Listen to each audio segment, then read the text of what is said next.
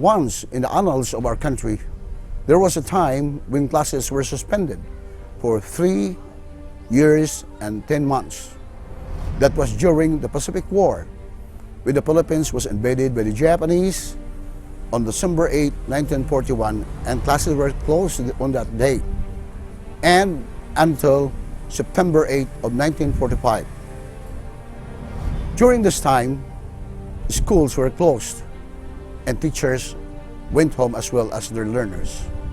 That's because we were invaded by the enemy. Classes were then reopened in 1946, and in some parts of the country, classes were reopened in the later years due to the recovery period of these schools. Chinese authorities say they're investigating a viral pneumonia outbreak, and there's speculation that it could be linked to a SARS virus that killed hundreds of people in 2003. A mysterious pneumonia has gripped China, with scores hospitalized by the illness. Chinese authorities first notified the World Health Organization on January 11th that they had discovered a novel coronavirus. For all of these reasons, I'm declaring a public health emergency of international concern over the global outbreak of novel coronavirus.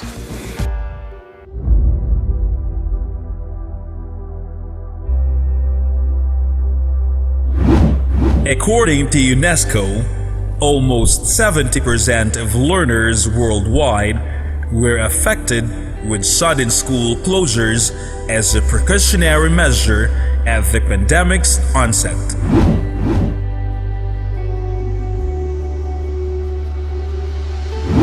Mahirap imaginin anong mangyayari sa mga bata natin kung tigilan natin ang learning process because we are afraid. So it's a bad idea to completely postpone school. We can still continue to teach using innovative methods. And this is using TV, radio, and using other forms. Yung opening ng classes, that's a very... I will not allow the opening of classes na magdikit-dikit yung mga bata. No? Para sa akin, bakuna muna. Pag nandiyan ang bakuna, okay na. Ibig sabihin po niyan, habang wala pang bakuna at habang wala pa tayo sa new normal, yung wala na pong community quarantine, hindi pa rin po tayo magkakaroon ng face-to-face classroom na mga klase. Pero, pag dumating naman po ang 24 Agosto at nasa new normal tayo, pwede naman po. But, kung hindi po talaga dumating ang new normal at hindi ma-lift ang mga community quarantines, hindi naman po ibig sabihin na hindi na mag-aaral ang ating mga kabataan. Meron po tayong tinatawag na blended learning. Sang-ayon po kay Secretary Briones ng DepEd, gagamitin po natin ang telebisyon, ang radyo at ang internet para ipagpatuloy po ang edukasyon ng ating mga kabataan. Kung kailan na daw po ba talaga ang balik eskwela ng mga estudyante? Ito ay pinag-usapan namin sa aming executive committee, sa aming management committee, at saka na-report ko na ito sa IATF. Last week, sinabi ko na ang aming napili na date dahil nagkonsultasyon naman kami, over 700,000 ka respondents, tapos ang mga partners, lahat malawakang konsultasyon. Ang preference nila ay August. Tama-tama naman ito dahil sang-ayon ito sa ating batas, dahil ang batas natin nagsasabi na ang pag-open ng school mag-umpisa anytime between June and August. So, ang napili nating school opening date ay August 24. Pero hindi ibig sabihin, Martin at Raken, na physical na, lahat physical na papasok. Kasi may lockdown naman tayo sa iba't ibang mga lugar. Pwedeng virtual.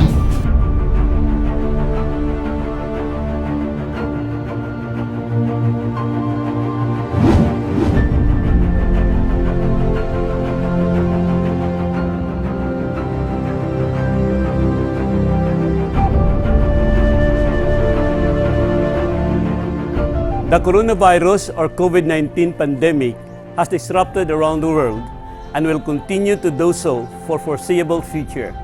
Social and physical distancing measures and other minimum health protocols are still and will be necessary part of confronting the challenges amidst this health crisis in the country.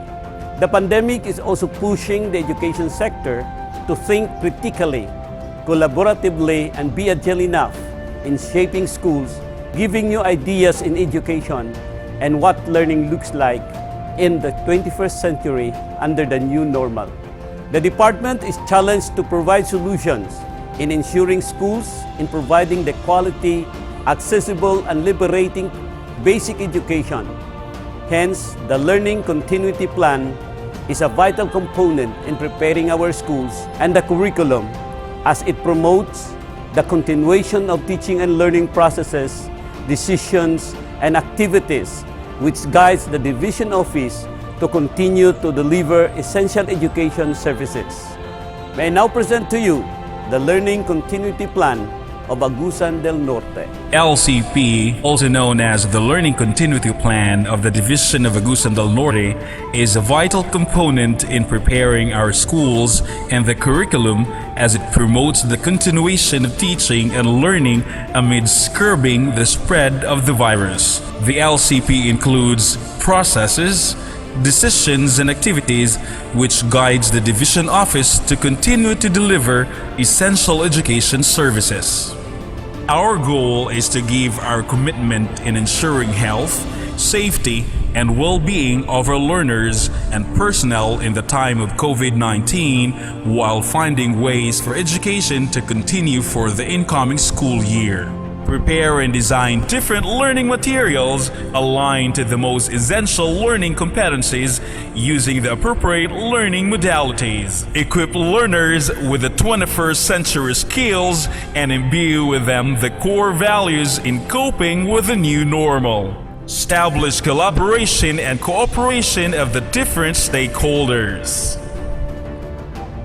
Span of control. DepEd Agusan del Norte is one of the medium-sized division in Caraga region. It has 22 school districts within the 10 municipalities. There are 235 schools, of which 166 are public elementary schools and 45 are public secondary schools. 24 private schools where 17 schools offer elementary education and 7 are secondary schools. Division profile. Enrollment as reflected in the 2020 early registration data. A total of 80,828 for public schools, 7,395 for private schools, with a grand total of 88,223. Total personnel. Teaching 3,143. Teaching related 260. Non-teaching 261 with a grand total of 3,664. Geographical profile of schools: urban 40, rural 132, coastal 19, mountainous 21. Agusan del Norte COVID-19 update as of May 26, 2020. Number of suspected cases per municipality: Carmen 0, Nasipit 4, Buena Vista 8, RTR 0, Magallanes 2, Tubay 0, Habonga 4, Santiago 1, Kitcharao 1, Las Nieves 1. All municipalities has 0 probable cases and there's 1 confirmed case in Agusan del Norte.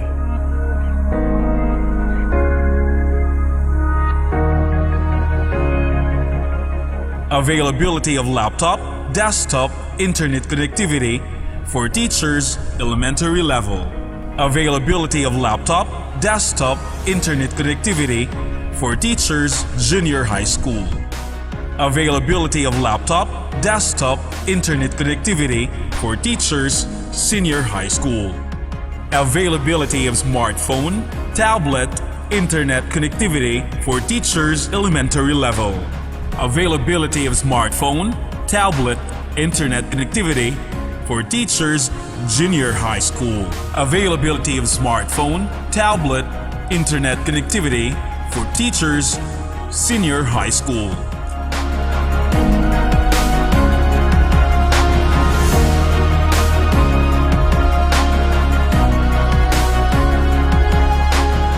Survey respondents by curricular class. Kindergarten, 3,359. Elementary, 29,138. Junior high school, 10,795. Senior high school, 3,701.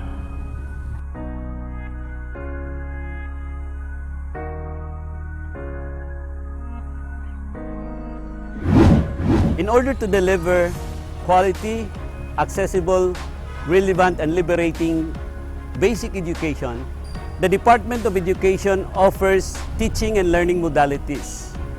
Number one is distance learning. In this modality, learning takes place between teachers and learners who are geographically remote from each other during instruction.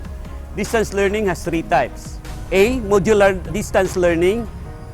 Learners are given self-learning modules in print or in digital copies. Teachers monitor learners' progress through text, telephone, email.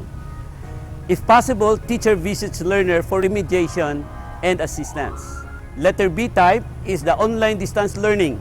Classes are done online, such as virtual classes, or learners just download materials from the internet and answer it online. DepEd Commons is an example of this. Then we have letter C is the TV or radio-based instructions. In this modality, it utilizes LMS converted to radio scripts for radio or video lessons for TV-based instruction. Number two modality is blended learning. This is a combination of face-to-face with any mix of distance learning, be it modular, online, or radio TV-based instruction. Then number three, we have the homeschooling. Homeschooling is an alternative delivery mode that provides learners with access to quality basic education through home-based environment.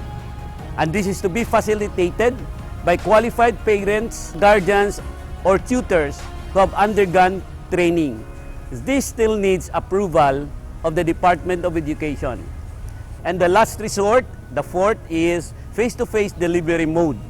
Teachers and students here meet physically in school for active engagement, but not possible in moderate and high-risk areas.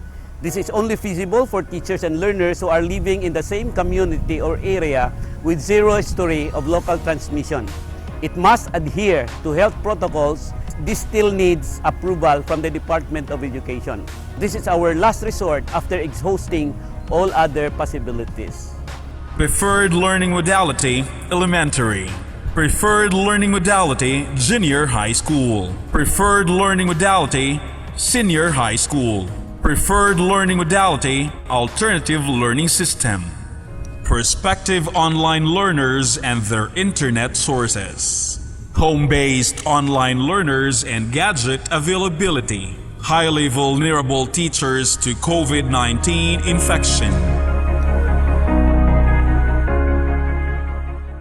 As frontliners in providing basic education to our children, we support the implementation of the Inclusive Learning Continuity Plan as it ensures unhampered education without putting in peril the health and safety of everyone. If indeed it takes a village to educate a child, we should help each other now to safeguard the future of our children. Huwag na huwag tayong sumuko. Gamitin natin ang lakas at tibay ng ating pagkakaisa. Edukasyon, ipadayon ta. The events of the past few months had certainly compromised the education of our youngsters, but the collective efforts of the local governments, the Department of Education, the parents and our youth themselves has enabled us to ensure that quality education can still be achieved. Making education accessible to all, a promise tainted with clouds of doubt, but education can and must continue, but only under the conditions and health protocols under the new normal. Yet we provide our children, the learners, a sense of normalcy in these trying and challenging times where their health and safety is ultimately most important. This is the Learning Continuity Plan of Agusan del Norte, the division which advocates service with the heart, honesty, enthusiasm, accountability, respect, and transparency. Ako si Arsenio T. Cornetis Jr., ang inyong Assistant Regional Director.